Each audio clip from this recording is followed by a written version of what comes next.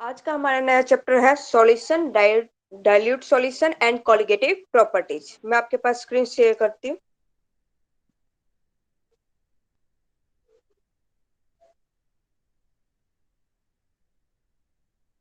PDF show हो रही है ना आपको? Yes ma'am. Yes ma'am. इसमें जो हम सॉल्यूशन लेंगे वो एक होमोजीनियस मिक्सचर का लेंगे। ठीक है, होमोजीनियस क्या होता है? जो आपके पास सिंगल फेस में हो। हेट्रोजीनियस होता है आपके साथ एक से ज्यादा फेस में आपके पास प्रेजेंट हो। होमोजीनियस के लिए आप कोई भी सॉल्यूशन ले सकते हो, जैसे साल्ट मिक्स इन वाटर, तो आपके पास वो होमोजीनियस मिक्सचर हो गया। ठीक है, हिट्रोजीनियस मिक्सचर में आप क्या लोगे? सैंड मिक्स इन वाटर, तो आप क्या हो जाएगा उसमें? सैंड का अलग हो जाएगा पार्ट और आपका वाटर का अलग पार्ट हो जाएगा। वो हो जाएगा आपके पास क्या? Heterogeneous system. ठीक है, हिट्रोजीनियस मिक्सचर हो जाएगा। तो हम इसमें क्या लेंगे? एक सॉल्यूशन ऐसा लेंगे जो होमोजीनियस मिक्सचर तो होगा, उसमें हम दो या दो से ज्यादा सब्सटेंस ले सकते हैं, पर उनकी एक सर्टेन लिमिट तक। उनकी जो कंसंट्रेशन है उसको हम वेरी कर सकते हैं एक सर्टेन लिमिट तक। ठीक है, कंपोजिशन का मीनिंग यहाँ पे क्या है? कंसंट्रेशन। आप उसकी कंसंट्रेशन मोल पर लीटर कितनी भी आप ले सकते हैं, उसको वेरी करेंगे एक सर्टेन लिमिट तक। फिर पार्टिकल्स की जो सॉल्यूशन की जो आपके पास क्या होता है? सोल्यूट, सोल्यूट प्लस सॉल्वेंट किसके इक्वल होता है? सॉल्यूशन के। जो पार्टिकल्स होंगे हमारे पास सॉल्यूशन के, वो उसकी डायमेंशन लेस देन किससे हो सकती है? आपके पास 1 नैनोमीटर, 10⁻⁹ मीटर। जो कंपोनेंट्स है उसको हम सेपरेट नहीं कर सकते, ना तो फिल्ट्रेशन से ना डक्टेशन से, क्योंकि होमोजेनियस मिक्सचर है तो उसमें कोई पार्टिकल्स हमारे पास, हम उसको फिल्ट्रेट से नहीं कर सकते और डक्टेशन से नहीं कर सकते। सोल्यूट है हमारे पास, टू कंपोनेंट से बना है, उसको कहते हैं हम binary solution. Solute plus solvent, तो हमारे पास किसके इक्वल हो जाता है? ये सॉल्यूशन। सोल्यूट होता है जिसकी हमारे पास लेस कंसंट्रेशन होती है, और सॉल्वेंट होता है जिसकी हमारे पास हाई कंसंट्रेशन होती है। जैसे वाटर ले लिया आपने, ठीक है, सॉल्वेंट में डिजोल्व। तो component are present in greater amount in a solution is called solvent. जो ग्रेटर अमाउंट में प्रेजेंट होगा हमारे पास सॉल्यूशन में, उसको हम क्या कहेंगे? सॉल्वेंट। जो कंपाउंड हमारे पास स्मॉलर अमाउंट में प्रेजेंट होगा सॉल्यूशन में, उसको हम कहेंगे सॉल्यूट। यहां तक आपको समझ में आया?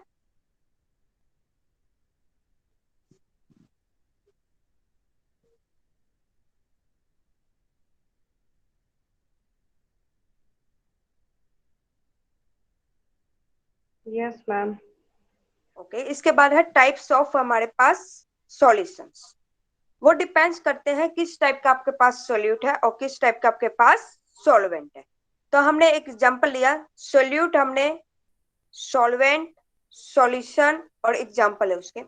जैसे गैसियस सॉल्यूशन है, सॉल्यूट हमारे पास गैस, लिक्विड, सॉलिड। सॉल्वेंट क्या रहेगा हमारे पास?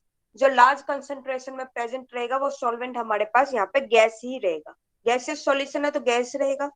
अगर गैस इन गैस हो जाए तो एयर, होमोजेनियस मिक्सचर शो करता है। ठीक है, एयर को हम पहचान तो नहीं सकते ना, O2 है या N2 है या कार्बन डाइऑक्साइड है। ठीक है, वो एक होमोजेनियस मिक्सचर है, गैस इन गैस में। फिर आता है liquid in gas, H2O in air, humidity जैसे हमारे पास होती है। ठीक है, फिर आता है solid in gas. Solid in gas, dust particles in air. ठीक है, फिर इसके एग्जांपल है liquid solution. Liquid solution, solvent क्या हो गया हमारे पास? लिक्विड। अब गैस इन लिक्विड हो तो हमारे पास क्या होगा? CO2 in water, carbon dioxide in water हो जाएगा। लिक्विड इन लिक्विड हो तो एल्कोहल इन वाटर, एल्कोहल को वाटर में डिजोल्व कर दो तो आप अलग नहीं कर सकते उसके पार्टिकल्स को। फिर solid and liquid, solid in liquid में क्या होगा? Salt in water. ठीक है, होमोजीनियस मिक्सचर आपके पास ही हो जाता है। फिर आपके पास आता है example solid solution. Solid solution में सॉल्वेंट है वो आपके पास क्या हो जाएंगे, सॉलिड। तो gas in solid, hydrogen in platinum, या प्लेटियम भी ले सकते हो, कैटलिस्ट आप ले सकते हो इसकी जगह। Liquid in solid, liquid in solid में क्या लोगे, मर्करी इन सिल्वर, सिल्वर आपके डिजोल्व नहीं होते मर्करी में। सॉलिड इन सॉलिड, एलॉयज कोई भी आप लाइक जैसे कॉपर, गोल्ड, ब्रास, ब्रॉन्ज, ठीक है, ये आपके पास सारे इसके एग्जांपल है टाइप्स ऑफ सॉल्यूशन। अगर गैसियस सॉल्यूशन लोगे तो उसमें सारे सॉल्वेंट क्या होंगे आपके पास, गैसियस होंगे।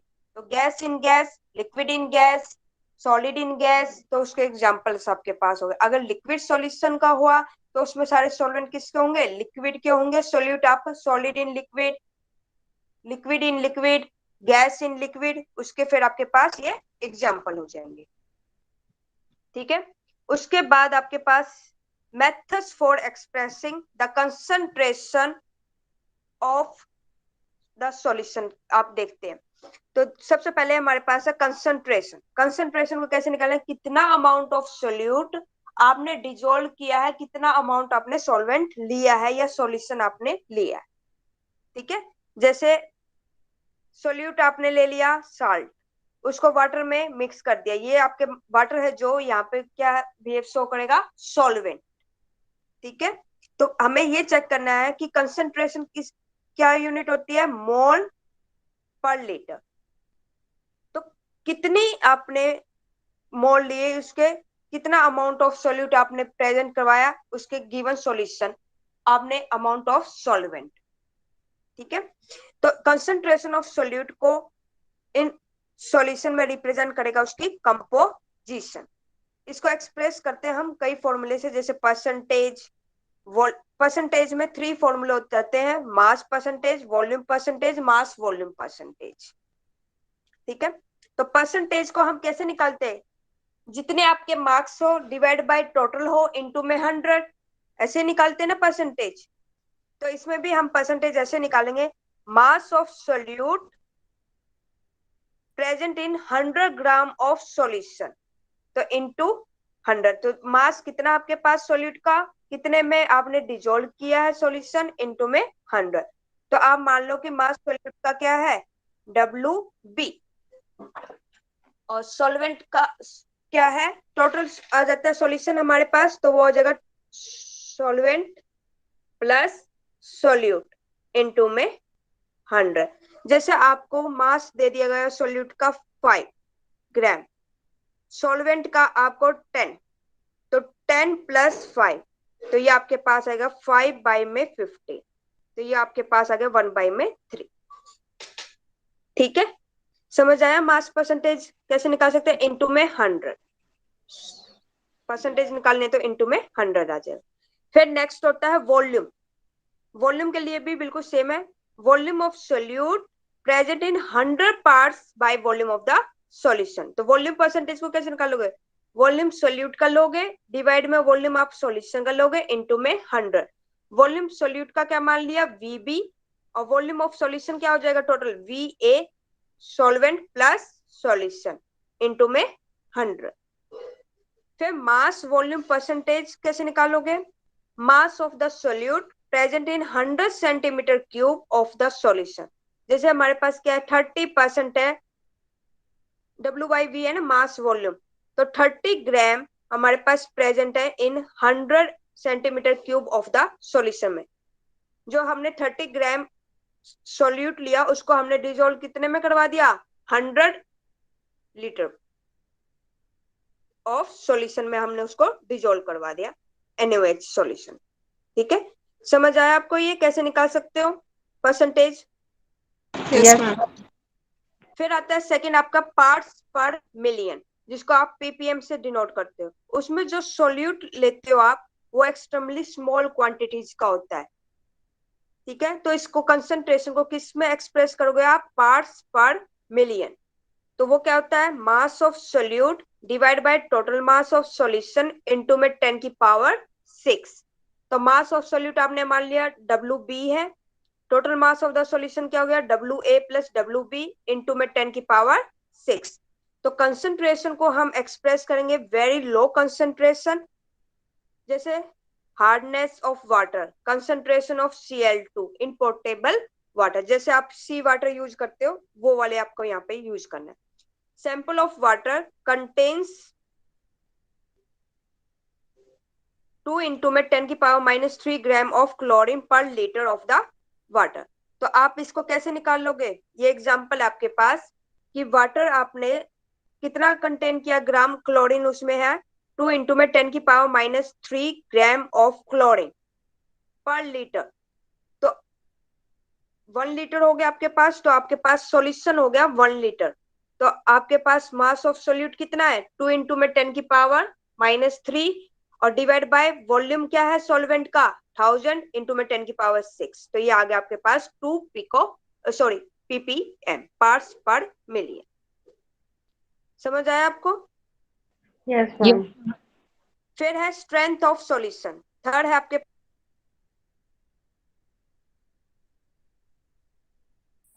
आपकी आवाज आ रही। Solute by volume. मैम आपकी आवाज बीच में कट कट कर आ रही है, एक बार बिल्कुल ब्रेक हो गई थी और अब कट कट कर आ रही है। अब आ रही है ठीक?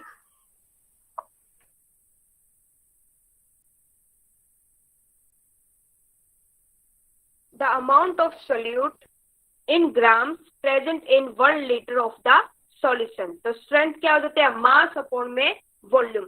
वॉल्यूम को हम ml में चेंज करेंगे तो क्या हो जाएगा 1000 से मल्टीप्लाई। ये वाला आ गया स्ट्रेंथ आपको समझ में? Yes ma'am. उसके बाद है मोलैरिटी। मोलैरिटी में क्या करोगे आप, number of moles of solute divide by volume of solution in litre. अब हमारे पास number of moles of solute को कैसे निकालते हैं, इसको हम N2 से डिनोट करते हैं। इसको हम निकालते हैं W2 बाय में M2। जो हमने 2 डिनोट किया वो सोल्यूट के लिए किया है, जो 1 डिनोट कर रही हूँ मैं A या 1 वो मैं आपके लिए किसके लिए कर रही हूँ, सॉल्वेंट के लिए कर रही हूँ। तो यहाँ पे N2 किसके इक्वल हो जाएगा, W2 बाय में M2। वॉल्यूम ऑफ सॉल्यूशन को हमने ml में चेंज कर दिया तो 1000 से मल्टीप्लाई हो जाएगा और volume of solution in ml आ जाएगा। तो ये आपके पास फॉर्मूला आ जाएगा। Number of moles of solute कैसे निकालेंगे, मास क्या है सोल्यूट का और उसका मोलिकुलर मास क्या है आपके पास सोल्यूट का। तो इसका फॉर्मूला आपके पास हो गया ये W2 बाय में M2 इंटू में 1000 बाय में VmL। ठीक है, तो इसकी यूनिट क्या हो जाएगी, मोल्स पर लीटर या मोल डेसी पर डेसीमीटर क्यूब। अब वॉल्यूम को हम चेंज करेंगे तो वॉल्यूम 4 स्लैब में क्या था, किसके डायरेक्टली प्रोपोर्शनल था, टेम्परेचर। ठीक है, बॉयल्स लॉ था वो इनवर्सली प्रोपोर्शनल था, प्रेशर इनवर्सली प्रोपोर्शनल किसके था, वॉल्यूम के। चार्ल्स लॉ था आपके पास V directly proportional to T। तो वॉल्यूम चेंज विद टेम्परेचर, तो मोलैरिटी चेंज होगी आपके पास विद टेम्परेचर। या एक्सपेंशन या कंस्ट्रक्शन, या आप एक्सपेंड कर सकते हो या आप कंप्रेस कर सकते हो लिक्विड को विद टेम्परेचर के साथ। ठीक है, समझ आया ये? Yes ma'am. फिर आता है मोलैरिटी, उसको आप स्मॉल m से डिनोट करते हो। उसको तो मोलैरिटी को आप कैपिटल M से और मोलैरिटी को आप स्मॉल m से। इसमें जो आप लेते हो number of moles of solute divide bye किस में लोगे, amount of solvent in kg।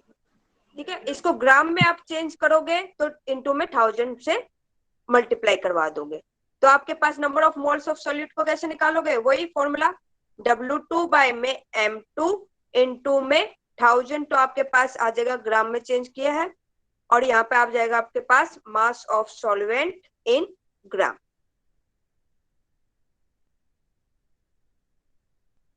ठीक है, ये मैंने यहाँ पे लिखा है। तो ये देखो M इक्वल किसके होगा, WB बाय में MB इनटू में 1000 divide by WA। Mass of solvent in gram में लिखेंगे तो हमारे पास क्या आएगा, WA से डिनोट करेंगे मोल्स पर kg, इसकी यूनिट हो जाएगी आपके पास। Solution containing 1 mole of solute पर 1000 ग्राम ऑफ सॉल्वेंट, तो उसकी मोलैरिटी किसके इक्वल आ जाएगी, 1 के। तो इसको कहते हैं मोलर सॉल्यूशन। जैसे देखिए ये कहता है एक सॉल्यूशन आपने लिया, उसका 1 मोल आपने क्या ले लिया, सोल्यूट ले लिया, तो WB भी उसका 1 है 1 मोल ऑफ सॉल्यूट ले लिया और कितने में डिजोल्व करवा दिया, 100,000 ग्राम में। तो ये तो आपका N2 है, वो तो आपका हो गया 1। ठीक है, अब आपने उसको 1000 ग्राम ऑफ सॉल्वेंट में कर दिया, तो आपके पास M की वैल्यू किसके इक्वल आएगी, N2 हो गया आपके पास। ठीक है, ये तो N2 की वैल्यू होगी 1, और ये 1000 और डिवाइड में भी 1000 आपके पास है सॉल्वेंट इन ग्राम में, तो ये तो 1000 से 1000 कैंसिल आउट हो गया। N2 की वैल्यू 1 दे रखे, तो मोलैरिटी की वैल्यू किसके इक्वल आ गई, 1 के इक्वल आ गई। इसको कहते हैं मोलार सॉल्यूशन। ठीक है, समझ आया मोलैरिटी। Yes ma'am. फिर है नॉर्मेलिटी। नॉर्मेलिटी में क्या होगा आपके पास, number of gram equivalent of the solute dissolve पर लीटर या 1 decimeter cube of the solution. तो उसमें सबसे पहले आप ग्राम इक्विवेलेंट किसका निकालोगे, सोल्यूट का, divide by volume of solution in litre. बिल्कुल सेम फॉर्मूला है जैसे मोलैरिटी का था, पर इसमें इक्विवेलेंट वेट आपको करना है। तो आप उसमें मॉलिक्यूलर मास लेते थे नीचे, इसमें क्या लोगे, इक्विवेलेंट वेट। तो एन का क्या हो जाएगा यहाँ पे आपके पास, number of gram equivalent of solute, ml में इसको चेंज करोगे इनटू में 1000 से multiply, volume of solution in ml into में 1000। तो एन किसके इक्वल होगा, mass of solute divide by equivalent mass of solute into में 1000 divide by volume of solution in मिली। तो आपके पास एन की वैल्यू क्या आ जाएगी, W इंटू में 1000 equivalent mass B into V ml, इसकी यूनिट होगी ग्राम इक्विवेलेंट पर लीटर। तो मैम स्क्रीन, सॉल्यूशन, सबको आवाज ठीक आ रही है और उसको, मैम स्क्रीन शो नहीं हो रही, आवाज क्लियर है आपकी। अच्छा मैं अभी एक बार दोबारा करती हूँ आपको।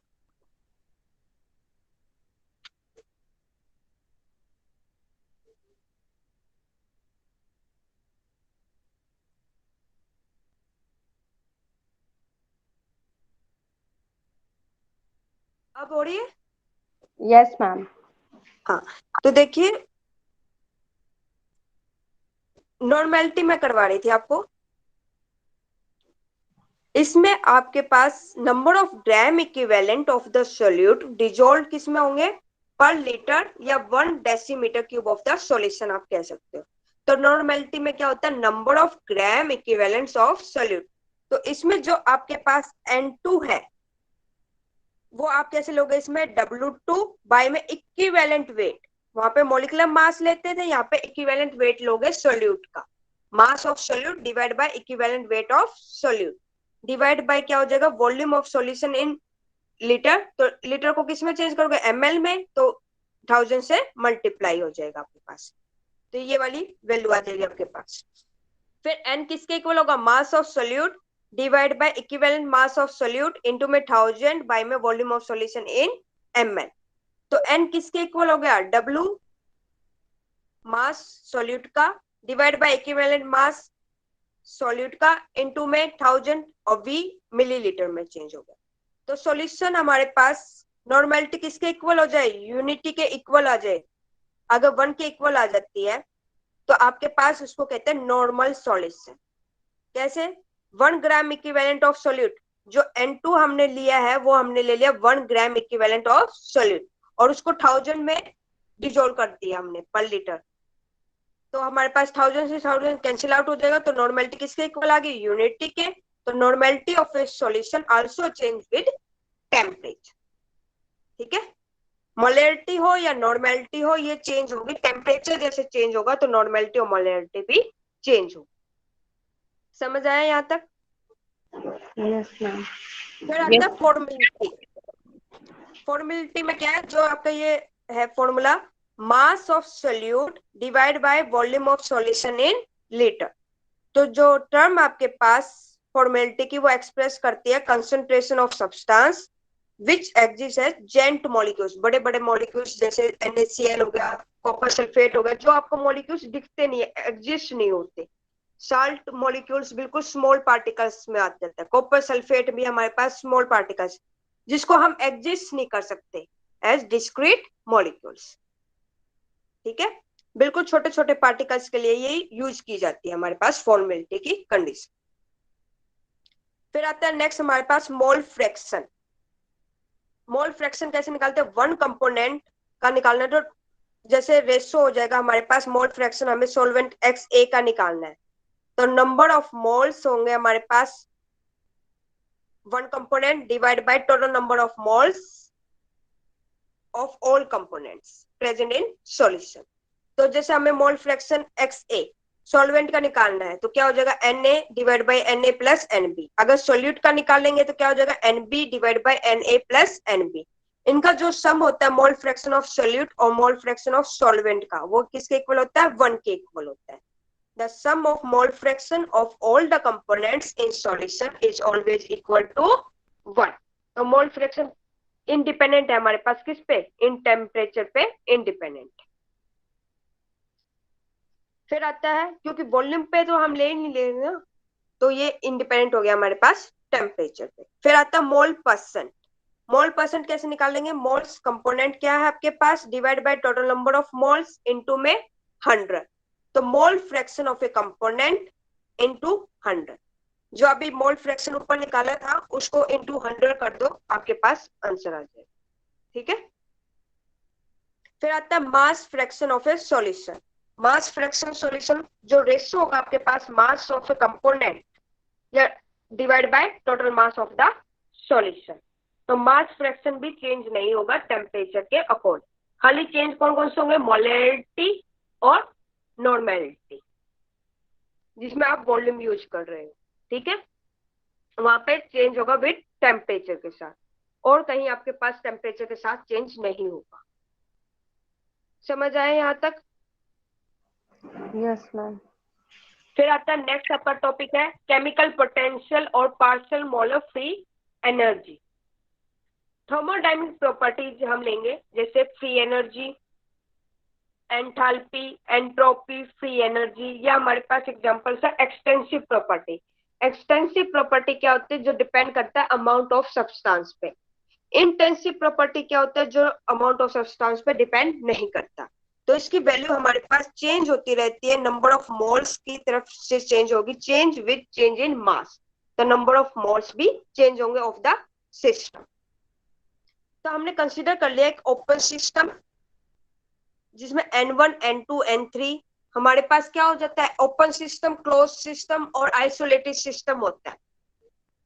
ठीक है, तो हमारे पास ओपन सिस्टम किसको कहेंगे? जिसमें एक्सचेंज हो जाती है हमारे पास एनर्जी सिस्टम से भी और सराउंडिंग से भी। ठीक है, क्लोज सिस्टम, जो एनर्जी एक्सचेंज तो हो सिस्टम में बट सराउंडिंग में नहीं हो आपके पास। जैसे आपने कप लिया चाहेगा तो उस पर आपने ढक्कन रख दिया, तो आपकी एनर्जी सिस्टम में चेंज होगी, एक्सचेंज होगी, बट सराउंडिंग्स में एक्सचेंज नहीं होगी। आइसोलेटेड सिस्टम, ना ही वो एनर्जी एक्सचेंज हो आपके पास सिस्टम में, ना ही सराउंडिंग।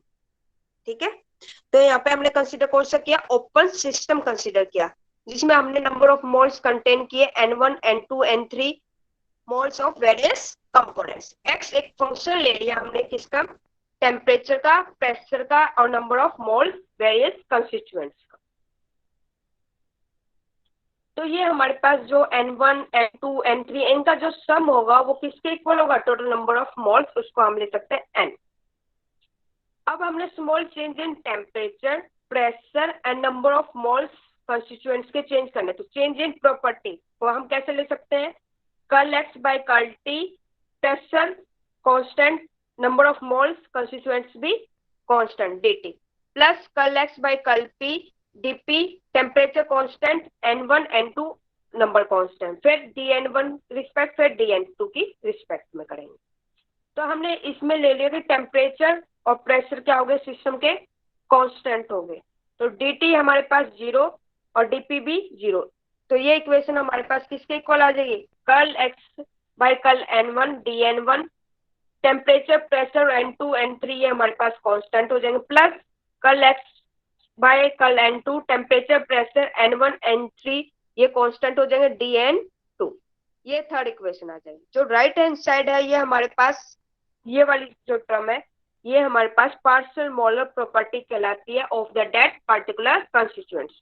तो इसको हम क्या लिख सकते हैं, x1 हो गया, इसको फिर हम लिख सकते हैं x2n2 dn2 हो गया। तो हमारे पास एक जनरल ith कंस्टिट्यूएंट्स क्या आ जाएगी, curl x by curl ni, temperature T P constant, n1 n2 जो भी आप यहाँ पे लोगे उससे अपोजिट यहाँ पे कांस्टेंट हो जाएंगे। जैसे n1 ले लिया तो n2 n3 और एंड सो ऑन आपके पास कांस्टेंट हो जाएंगे। तो इसको किसके इक्वल लिख दोगे, xi बार के इक्वल लिख दोगे। अगर 1 है तो x1 बार हो जाएगा, x2 है n2 है तो x2 बार हो जाएगा।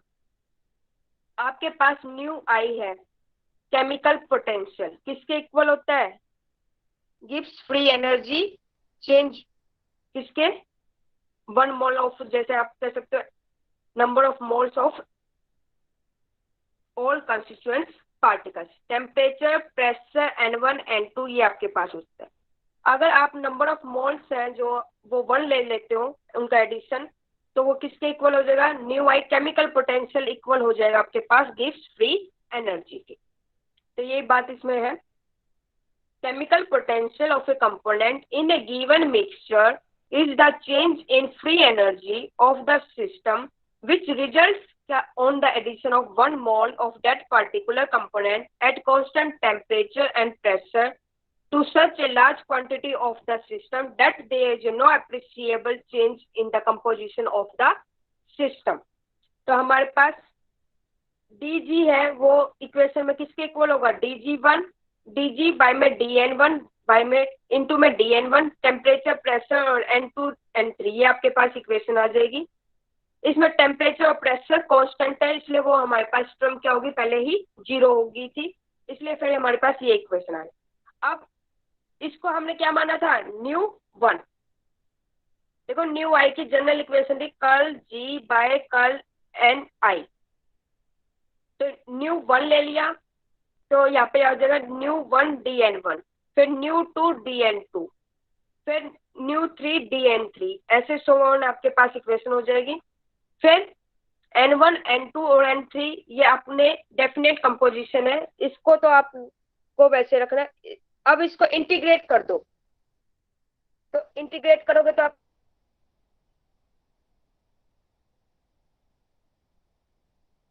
आपके पास dn1 का इंटीग्रेट करो, dn2 का इंटीग्रेट करो, तो क्या हो जाएगा n1 u1 plus n2 u2 plus n3 u3 ये आपके पास इक्वेशन आ जाएगी। जी टेम्परेचर, प्रेशर और all the moles of the constituents है वो आपके पास कांस्टेंट है। अगर आप 1 मोल लेते हो, n की वैल्यू कितना लेते हो, आप 1 मोल लेते हो प्योर कंपोनेंट, तो जी इसके इक्वल हो गया फ्री एनर्जी, किसे इक्वल होगा, केमिकल पोटेंशियल के। ठीक है, समझ आया आपको आज वाला टॉपिक ये? Yes ma'am.